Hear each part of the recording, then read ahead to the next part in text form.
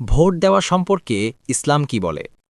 ইসলামে সরাসরি ভোট শব্দটি না থাকলেও ন্যায়পরায়ণ নেতৃত্ব নির্বাচন, পরামর্শভিত্তিক সিদ্ধান্ত বা শুরা, আমানত ও সাক্ষ্য দেওয়ার বিষয়ে কোরআন ও হাদিসে স্পষ্ট নির্দেশনা রয়েছে। আধুনিক ভোট ব্যবস্থাকে অনেক আলেম এই নীতিগুলোর আলোকে ব্যাখ্যা করেন। কোরআনের নির্দেশনা: ১. আমানত ও যোগ্য ব্যক্তিকে দায়িত্ব দেওয়া। সূরা আন-নিসা ৪:৫৮।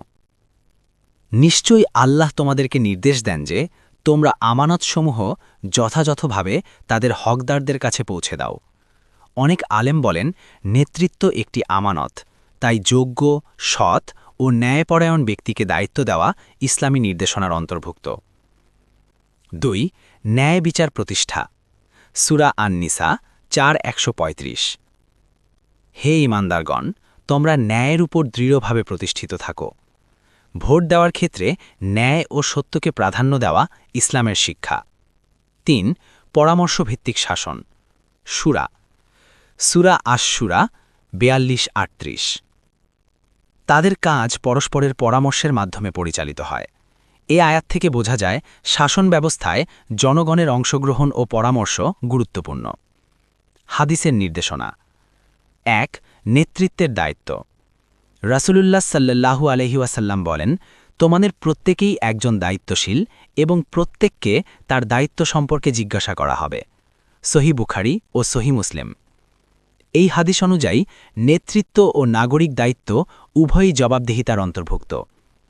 ২. অযোগ্যকে দায়িত্ব দিলে ক্ষতি।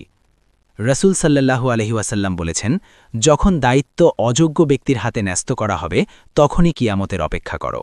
সহিহ বুখারী। এই হাদিস থেকে বোঝা যায় নেতৃত্ব নির্বাচনে যোগ্যতা গুরুত্বপূর্ণ।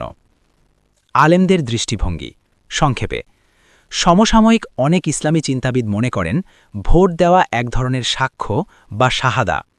এটি একটি আমানত যা সঠিকভাবে ব্যবহার করা উচিত। সৎ ও ন্যায়পরায়ণ ব্যক্তিকে সমর্থন করা ইসলামী নীতির সঙ্গে সামঞ্জস্যপূর্ণ। তবে কিছু আলেম নির্দিষ্ট প্রেক্ষাপট অনুযায়ী ভিন্ন মত পোষণ করেন, তাই বিষয়টি প্রেক্ষাপট ভিত্তিক হতে পারে। ইসলামী নীতির আলোকে ভোটের মূল শিক্ষা: ন্যায় ও সততার পক্ষে থাকা, যোগ্য ও সৎ নেতৃত্ব নির্বাচন করা, ব্যক্তিগত লাভ নয় উম্মাহের কল্যাণ বিবেচনা করা, মিথ্যা সাক্ষ্য বা পক্ষপাত এড়িয়ে চলা। ইসলামে সরাসরি আধুনিক ভোট ব্যবস্থার আলোচনা না থাকলেও কোরআন ও হাদিসে আমানত, ন্যায় বিচার ও পরামর্শভিত্তিক সিদ্ধান্তের উপর জোর দেওয়া হয়েছে। তাই অনেক আলেমের মতে সঠিক নিয়ত ও ন্যায়ভিত্তিক সিদ্ধান্তর মাধ্যমে ভোট দেওয়া ইসলামের মূলনীতির সঙ্গে সামঞ্জস্যপূর্ণ হতে পারে।